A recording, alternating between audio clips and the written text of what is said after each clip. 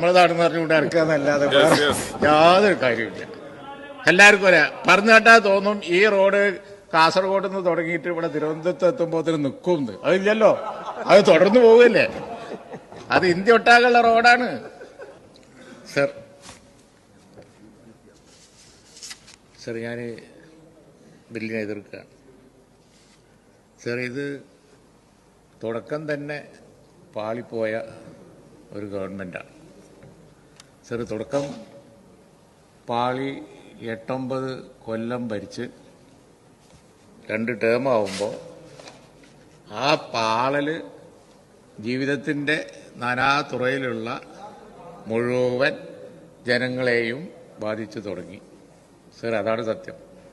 ഞാൻ തുടക്കം പാളി എന്ന് പറയാനുള്ള കാരണം സർ, ബഹുമാനപ്പെട്ട ശ്രീ തോമസ് ഐസക്ക് ധനകാര്യ മന്ത്രിയായിരുന്ന കാലത്ത് അദ്ദേഹം വലിയ ആവേശത്തിലായിരുന്നു. GST വരട്ടെ, എല്ലാം ശരിയാവുന്നായിരുന്നു. 5000 കോടി കോടികളുടെ കണക്ക് ഇപ്പം അങ്ങ് ബഹുമാനപ്പെട്ട ധനകാര്യമന്ത്രി ട്രില്യനൊക്കെ പറഞ്ഞ മാതിരി കഴിഞ്ഞ ആഴ്ച പറഞ്ഞില്ലേ, ടേക്ക് ഓഫും അതുപോലെ തന്നെ ലാൻഡ് ചെയ്യണ സമയത്താണല്ലോ പറഞ്ഞത്. അപ്പോൾ എന്ന് പറഞ്ഞ പോലെ വലിയ ആവേശത്തിലായിരുന്നു അദ്ദേഹം.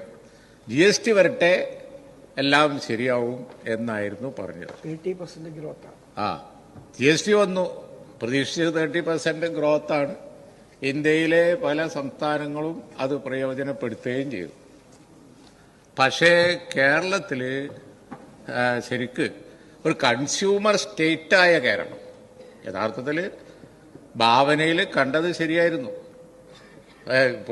നമ്മുടെ കേന്ദ്ര ഗവൺമെന്റ് ഈ GST on tax own country കൊണ്ട് അത് കൊണ്ടുവന്നതൊക്കെ അത്ര മോശമായ കാര്യമായിരുന്നില്ലല്ലോ. കേരളത്തിന് നന്നായി പ്രയോജനപ്പെടുത്താവുന്ന GST വരുമാനം കൊണ്ട് സംസ്ഥാനത്തിൻ്റെ സ്ഥിതിയിൽ മാറ്റം വരുത്താവുന്നതൊക്കെ സാധ്യത തന്നെ ആയിരുന്നു അത്. പക്ഷേ അതിനനുസരിച്ച് സംവിധാനം റീസ്ട്രക്ചർ ചെയ്യണ്ടേ?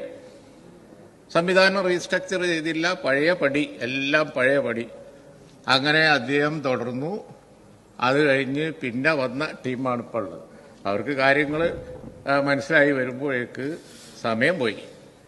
സമയം പോയതിൻ്റെ ഫലമായി ഇപ്പം എന്തുണ്ടായി? ആ തുടക്കം പാളിയതുകൊണ്ട് GST മഹാകാര്യമൊക്കെ ആയി പറഞ്ഞ് വരുമാനത്തിന് ഇപ്പം യാതൊരു വഴിയില്ല. അദ്ദേഹം ഇപ്പോൾ പറയുന്നുണ്ടല്ലോ, ധനകാര്യമന്ത്രി പറയുന്നുണ്ടല്ലോ, ഇനി ഒരു ടേക്ക് ഓഫാണ്, ട്രില്യൺ എക്കണോമിയ. എങ്ങനെ, എവിടുന്ന്? വായ്പെടുക്കാൻ കേന്ദ്ര ഗവൺമെന്റ് സമ്മതിക്കുന്നില്ല, ശരി തന്നെ. അതുപോലെ തന്നെ ടാക്സ് കെട്ടാനുള്ള പവറില്ല. ടാക്സ് കെട്ടാൻ ഇപ്പം ഞങ്ങളൊക്കെ ഗവൺമെന്റിലൊക്കെ ഉണ്ടായിരുന്ന കാലത്ത് പുതിയ വരുമാന മാർഗങ്ങൾ ആലോചിക്കാമായിരുന്നല്ലോ. പുതിയ വരുമാന മാർഗം അങ്ങനത്തെ യാതൊരു ഇതുമില്ല. പക്ഷെ ഇപ്പം എന്തെങ്കിലും ചെയ്യുന്നുണ്ടോ എന്ന് എനിക്ക് അറിഞ്ഞൂടാ.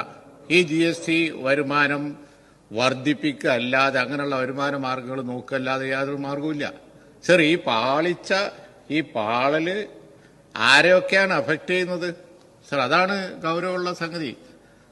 ആശാവർക്കർമാർ വെയിലത്ത് കിടക്കണം സർ. അവര് ഈ കിടക്കണ കിടത്തം നമുക്ക് അത്ര ഭൂഷണമല്ല സർ. ഒന്ന് വിളിച്ച് ചർച്ച ചെയ്ത് എന്തെങ്കിലും ഒരു ആനുകൂല്യം കൊടുത്ത് അങ്ങനെയല്ലേ സാമ്പത്തിക പരാധീനത മനസ്സിലാക്കാം. പക്ഷേ ഒരു നിലക്കും തിരിഞ്ഞു നോക്കൂല, അവരെ കളിയാക്കി വിടുക എന്ന് പറയുന്ന ആ നയം ശരിയാണോ?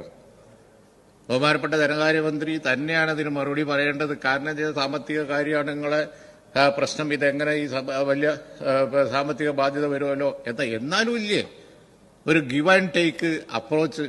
ആ ഒരു ഗിവ് ആൻഡ് ടേക്ക് അപ്രോച്ച് ആ കാര്യത്തിൽ ഇല്ല. പൊളിറ്റിക്കലായിട്ട് ഇപ്പോൾ നമ്മളാരും അതിനനുകൂലിക്കുന്നവരല്ലല്ലോ സർ. അതുപോലെ നിങ്ങളുടെ ഈ റീസ്ട്രക്ചറിങ്ങും അതുപോലെ വരുമാനം വർദ്ധിപ്പിക്കാൻ കഴിയാത്ത കാര്യങ്ങളും ഇന്ന് എന്തിനൊക്കെയാണ് ബാധിച്ചിരിക്കുന്നത് സർ? മലയോര മേഖലയിലെ ഇപ്പോൾ പുലി ഇറങ്ങുന്നു, ആളെ പിടിക്കുന്നു, ആന വരുന്നു, ചവിട്ടി കൊല്ലുന്നു. എന്താ പ്രശ്നം? സംവിധാനം വർക്ക് ചെയ്യാത്തതുകൊണ്ടാണ്. ഫോറസ്റ്റ് മന്ത്രി നോക്കണം എഫിഷ്യൻ്റായിട്ട്, അതില്ല. അത് നമ്മളൊക്കെ കണ്ടുകൊണ്ടിരിക്കുകയാണ്. അത് ഏതായാലും ഇല്ല. ഒരു ഫാസ്റ്റായിട്ടുള്ള ഒരു ആക്ഷൻ ഓറിയന്റഡ് ആയിട്ടുള്ള ഒരു കാര്യം ചെയ്യേണ്ട ഒരു സമയമാണ്. നാട്ടിൽ പുലിയിറങ്ങാണ്, നാട്ടിൽ ആന ഇറങ്ങാണ്, മൃഗങ്ങളിറങ്ങാണ്. അതുപോലെ എവിടെയെത്താം, ഏത് അങ്ങാടിയിലും കാണാം. മാനന്തവാടി അങ്ങാടി കൂടി ആന അങ്ങനെ ഓടുന്നുണ്ട്. ഒരു ദിവസം നോക്കുമ്പോൾ കാട്ടാനയാണ്. നിലമ്പൂർ അങ്ങാടി കൂടി അങ്ങനെ ഓടുന്നുണ്ട്. അതുപോലെ തന്നെ മഞ്ചേരി അങ്ങാടിയുടെ അടുത്ത് പുലി. ഇത് നമ്മൾ പ്രാകൃത യുഗത്തിലേക്ക് പോയിക്കൊണ്ടിരിക്കുകയാണ്. പണ്ട് പുരാണങ്ങളിലൊക്കെ കാണില്ലേ, അതാണ് അന്ന് വലിയ ധീരകൃത്യമായി ഇതിനെ കണ്ടിരുന്നത്. കാരണം എവിടെ വേണമെങ്കിലും കാട്ടുമൃഗങ്ങൾ, ഹിംസ്ര ജന്തുക്കളുണ്ടായിരുന്നു. പക്ഷെ ആ സമാനം മാറിയില്ലേ. എന്നിട്ടിപ്പോ വന്ന് ആ പഴയ സമാനയിലേക്ക് എത്തി. കാരണം എന്താ? ജീപ്പില്ല, അതുപോലെ തന്നെ സംവിധാനമില്ല. സർ, നാട്ടിലെ പോലീസ് എഫിഷ്യന്റ് ആയിട്ട് വർക്ക് ചെയ്യണം. പോലീസ് സ്റ്റേഷനിൽ ഇന്നും രാവിലെ പറഞ്ഞുകൊണ്ടിരിക്കുന്നുണ്ട്, പോലീസ് സ്റ്റേഷനിൽ വിളിച്ചാൽ വരാൻ പെട്രോളില്ല, വണ്ടിയില്ല സർ, വണ്ടിയില്ല. സർ, എന്താ കഥ? അപ്പോത്തിൽ നാട്ടിൽ നടക്കണ മുഴുവൻ നടന്നു തീരൂലേ? ഇന്നിവിടെ അടിയന്തര പ്രമേയം ഉണ്ടായി. ആരോഗ്യ രംഗത്ത് നമ്മുടെ പഴയ സ്റ്റാറ്റസ് പോയിക്കൊണ്ടിരിക്കുകയാണ്. ഒരു വസ്തുതയാണ്. കറണ്ട് ഇപ്പൊ ചെലവഴിക്കാനുള്ള പണമില്ല. അതുകൊണ്ട് കേരളത്തിന്റെ സ്ഥിതി വളരെ മോശമായിക്കൊണ്ടിരിക്കുകയാണ്. മലബാർ മേഖലയിലുള്ള വിദ്യാലയങ്ങളിൽ പുതിയ കോഴ്സ് അനുവദിച്ചോ? ഉമ്മൻചാണ്ടി ഗവൺമെന്റ് നിന്നപ്പോൾ ഞങ്ങൾ ലക്ഷ്യം വെച്ച് പോയിരുന്നത് എല്ലാ ജില്ലകളിലും മെഡിക്കൽ കോളേജ്. അത് യാഥാർത്ഥ്യമാക്കാനുള്ള ഒരു ഓട്ടത്തിലായിരുന്നു.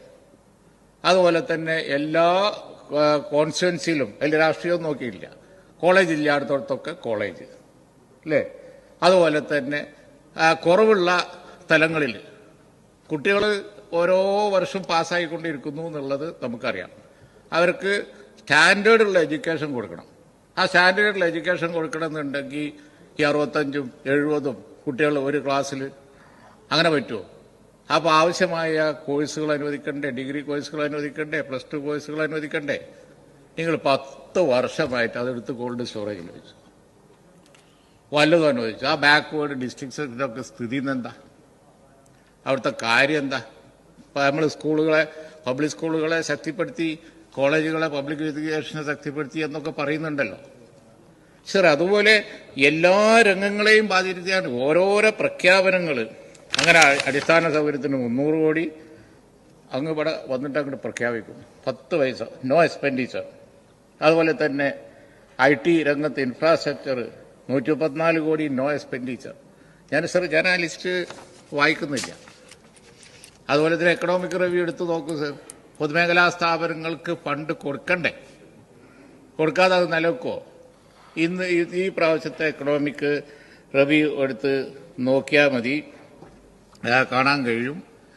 എന്താണ് നന്നായി പ്രവർത്തിക്കുന്ന പൊതുമേഖലാ സ്ഥാപനങ്ങളുടെ എണ്ണം കുറഞ്ഞു വരികയാണ്. 15ആയി. ലാഭമൊക്കെ പറയാണ്ടിരിക്കുക നല്ലത്. ലാഭത്തിന്റെ പ്രശ്നം ഉത്ഭവിക്കുന്നില്ല. KMML അടക്കം സമരായി ആനുകൂല്യങ്ങൾക്ക് വേണ്ടി. പക്ഷെ അവസാനം വന്നിട്ട് ഇപ്പോ ശമ്പളം കൊടുക്കൽ ഒരു അപൂർവ കാര്യമായി മാറി. സർ, ഞാൻ പറഞ്ഞില്ലേ, ഇപ്പോ റേഷൻ മുടന്തി അല്ലേ പോണത്. പഴയ മാതിരി റേഷൻ സംവിധാനം ഇപ്പോൾ എഫിഷ്യൻസി ഉണ്ടോ? ഇല്ലല്ലോ. നമ്മൾ അന്വേഷിച്ചാലും കഴിയും, അത് ഫണ്ടിന്റെ പ്രശ്നമാണ്.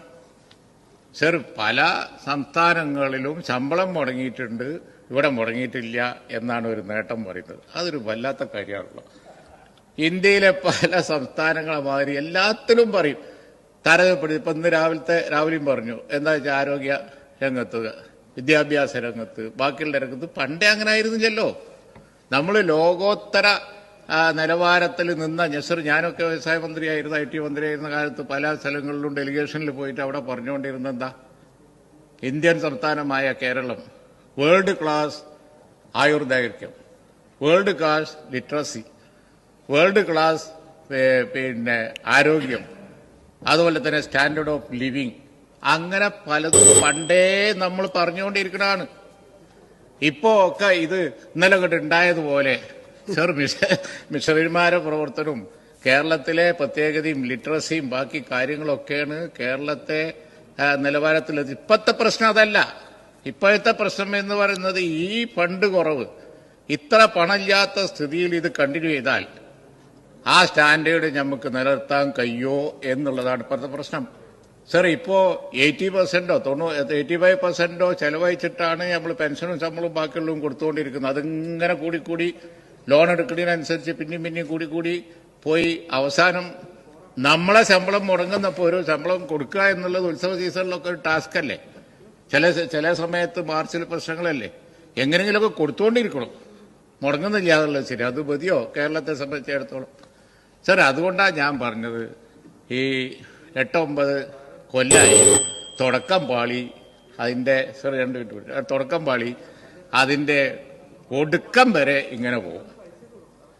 എന്നിട്ടാണ് ഇപ്പോൾ പറയുന്നത് ഞങ്ങൾ തിരിച്ചു വരും. ഞാൻ സാർ അതുകൂടി ആ പൊളിറ്റിക്കൽ പോയിന്റ് കൂടി പറഞ്ഞ് അവസാനിപ്പിക്കുകയാണ്.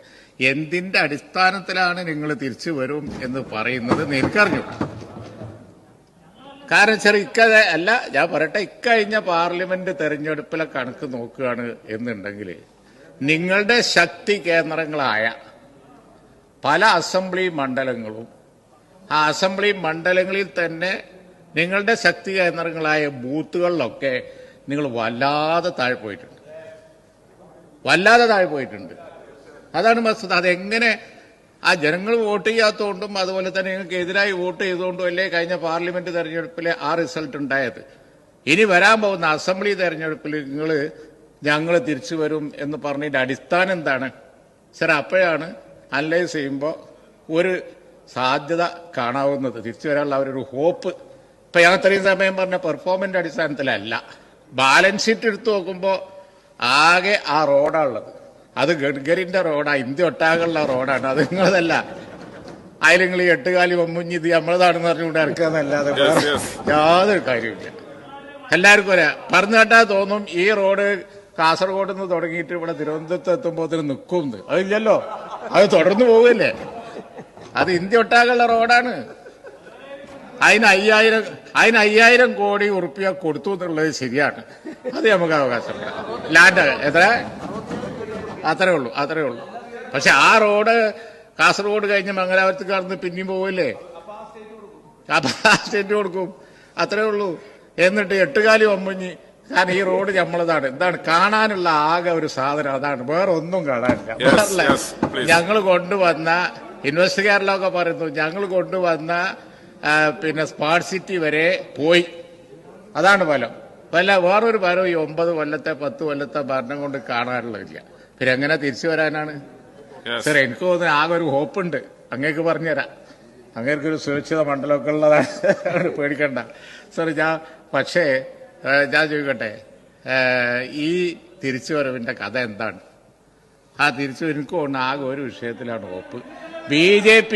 ബി ജെ പി കുറച്ച് വോട്ട് അടിച്ചു മാറ്റും, അതിന്മേൽ നമുക്ക് രക്ഷപ്പെടാം എന്നുള്ളതാണ്. മുനമ്പൊക്കെ തീർക്കാതെ കൊണ്ടുപോകുന്നത് അതുകൊണ്ടാണ്. മുനമ്പം തീർക്കാതെ കൊണ്ടുപോകുന്നത് അതുകൊണ്ടാണ് സർ. ഒരു ഗവൺമെന്റ് വിചാരിച്ചാൽ ഗവൺമെന്റ് നിങ്ങളെടുത്ത് തന്നെ, ഒക്കപ്പോടും നിങ്ങളെടുത്ത് തന്നെ ആ പ്രശ്നങ്ങൾ